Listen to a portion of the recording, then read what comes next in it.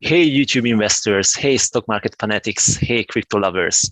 This is Steve once again coming with some important analysis on one of our favorite stocks, Vroom. Um, the company has just published its earnings reports, so it's high time for us to get into the details and see what the future holds for the company.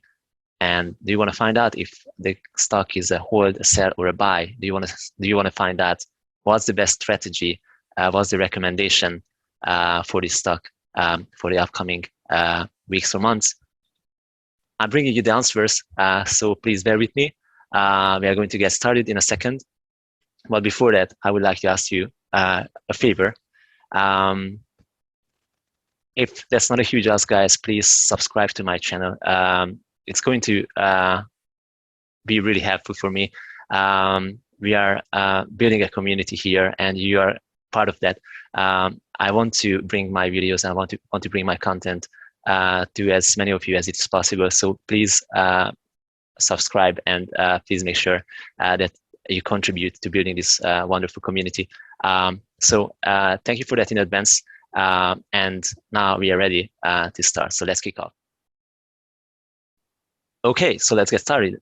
So the report was an upbeat on the main lines. What you can see on the screen is the earnings per share visualized. The numbers came in at minus 70 cents. This represents an upbeat by 3 cents compared to the street's expectation. So that was positive news. And then let's take a look at the revenue, the top line as well. The company posted a revenue of 896.8 million in this period, slightly surpassing the street's forecast of 893.6 million. So there's a slight difference, but you know what matters for the market. This is also an upbeat. So the earnings overall were interpreted as positive. We could also look into the numbers in more details. You could see a significant improvement on many lines, but I think for us this is enough, and the conclusion that this report can be considered as positive for Vroom. And taking these numbers into our spreadsheet, let's see how does that add up to the company value, and what kind of stock recommendation can we give based on the calculations.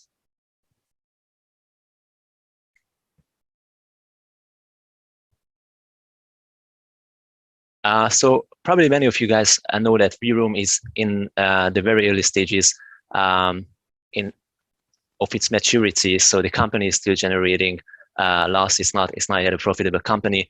But this is the same for the competitors as well. For instance, a very similar company to Vroom, Carvana, who is also a car seller company via digital platform. So it's basically following the same business model, is also generating losses at the moment. So this is like a brand new business model. These companies are just on their way of reaching their maturity.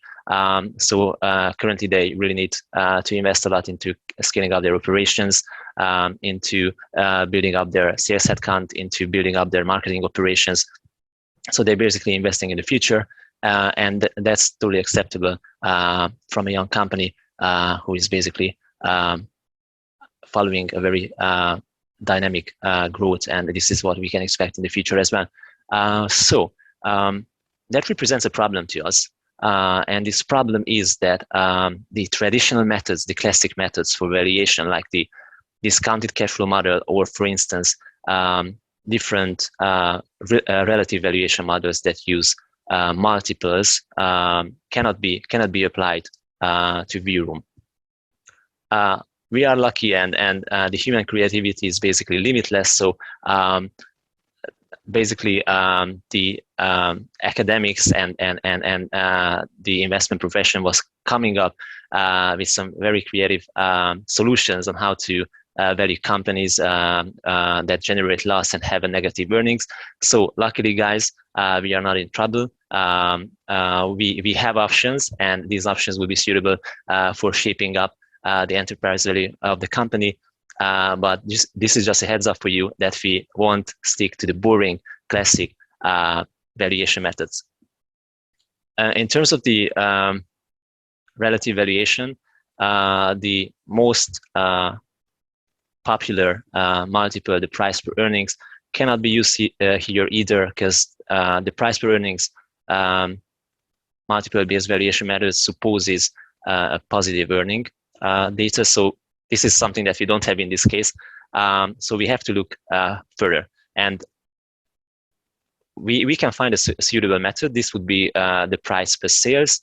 The price per sales method is basically using the price on the unit of sales. So this is basically the enterprise value divided by the sales. We're getting the price of 1 unit of sales, and multiplying this multiple with the total revenue or the total sales of the company, and this would give us an enterprise value. So once again, price per sales multiple multiplied by the total sales. So we need 2 pieces of data. We need the price per sales ratio, and we need the trailing 12 months revenue or sales of the company. We are in that lucky position that we can get the data from the earnings report, and the price per sales ratio can be taken via different methods. More details on that would come soon. So as you can see in this table that I'm showing on the screen, I've taken the sales broken down per quarter from the reports, and then in the last column we have the aggregated trailing 12 months of sales for the company. So this is what we are going to use for the calculation. And in the top left table, you can see many companies. How many of them do you know, guys? And probably you've guessed. What's the similarity? They are all operating in the same peer group. They are all operating. They are all car sellers, and these are basically the competitors, so to say, the industry players where Vroom operates. This is at first sight, but what if you take a closer look to these competitors? For the ones with an eagle eye, probably you've spotted some differences. So what's the difference? I'm going to help you with that. So let's take a look at the top 2 actors, Vroom and Carvana. And then let's take another look at the bottom players. What's the difference between the 2 groups? So both of these groups are selling cars. But how are they doing that? So they are following a slightly different business model. And I'm going to tell you what the difference is. Vroom and Carvana is basically selling cars via digital platforms, and Sonic Automotive, for instance, Monroe, Group 1 Automotive, and Camping World Holdings, Arco Group, these companies are traditional car sellers, meaning that they have on-site facilities. So whenever you want to buy a car from them, you have to go into an on-site facility that is close to your location, and you can take the car from there. With Vroom and Carvana, you just go on the website, you just check the car details, and you order a car, and that is delivered to your home basically at a given day. So the business model is slightly different. That's going to be important for us when we perform the evaluation. Just a heads up for you, Vroom and Carvana are staying closer to internet retail companies than to classic automotive, auto seller players.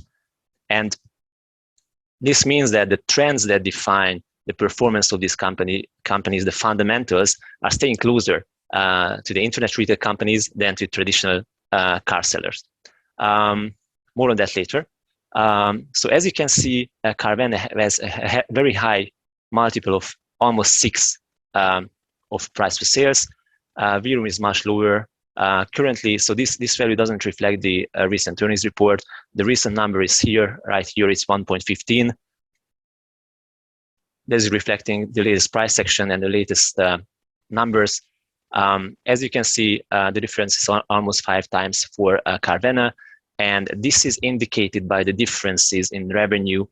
So Carvana currently has almost 5 times as much revenue as Vroom, and the net income, the net loss generated by Carvana is much less than Vroom. So this indicates the difference between the 2 companies.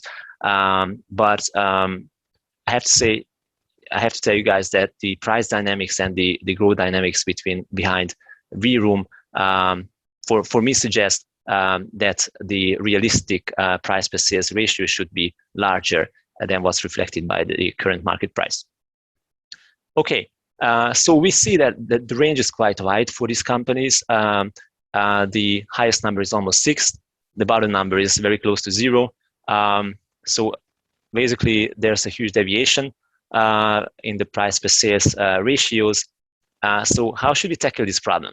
How should we tackle this problem? Because basically, it seems that different companies have very, very different price per sales ratios, and the exact values have a quite considerable impact on the enterprise value as well. So if we take, for instance, the lowest one, the 0.22, then we would get a considerably different enterprise value than if we take the highest one, Caravanas one. So how should we tackle this? What we're going to do, and to tackle this problem, because multiple eyes see different things, so I think that probably I would recommend an average, a peer average multiple. Probably another analyst would recommend an internet retail sector average.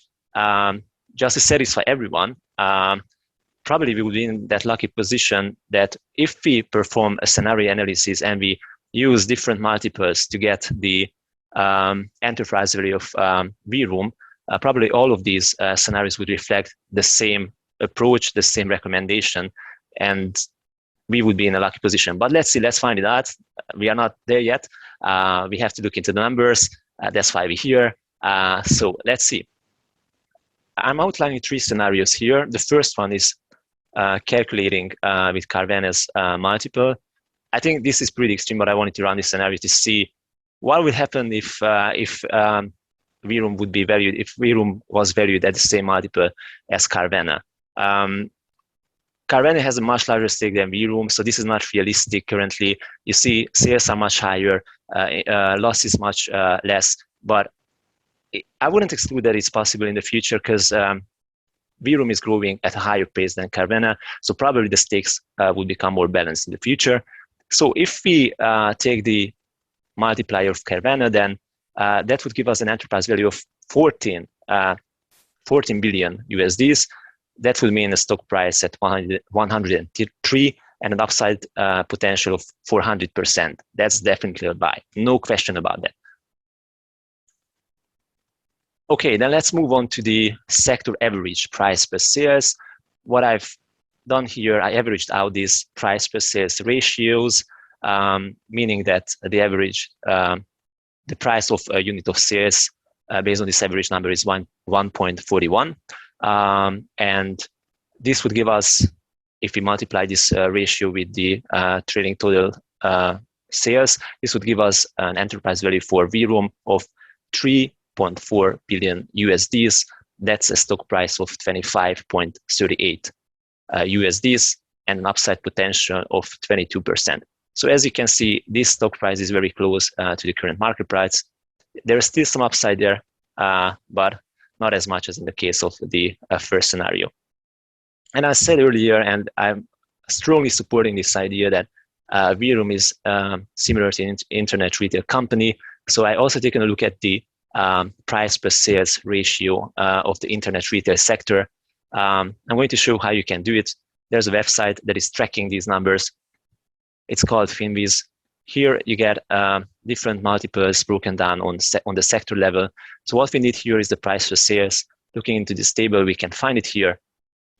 Internet retail, it has a price per sales ratio of 3.38.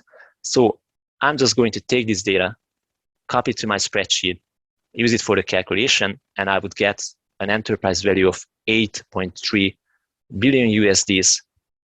That represents a 60.83 USD stock price. Upside potential is almost 200%. Quite promising, isn't it? If I would know that this is going to happen, I would put all my money into one bucket. But of course, nothing is sure on the stock market, and that's the beauty of it. So, all right, we've got 3 scenarios. All of them have considerable upside. I think that the truth is somewhere between the most positive and the less positive scenarios, so somewhere in the middle. So I think that the stock price is somewhere in between the 25 and the 60 range. So as I said, Vroom growth and revenue growth and unit sales growth dynamic is quite considerable. So it's scaling up, it's catching up with Carvana. Probably is going to get there. We're not sure when. The company is still generating some loss, but it's getting there. So I think that the realistic multiple should be definitely more than what it currently is. And guys, I also performed a fourth calculation because I'm always trying to be quite conservative. So with my second scenario, when I've calculated with the internet retail sector average price per sales ratio, I want to also build in some margin of safety, because as you've seen, the results can highly depend on the data used. So I want to use a margin of safety here.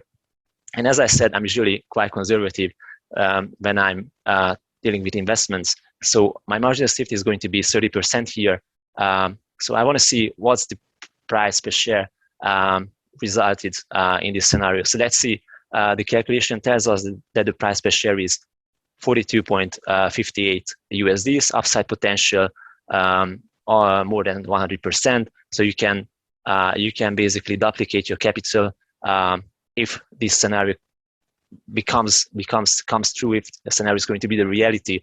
And I shouldn't tell that this is also by recommendation. So guys, as you've seen, we are in that lucky position that even the most pessimistic scenario gives us a buy recommendation with a 22% upside potential. I think that the reality is more positive than that. So I would say it's somewhere here in between.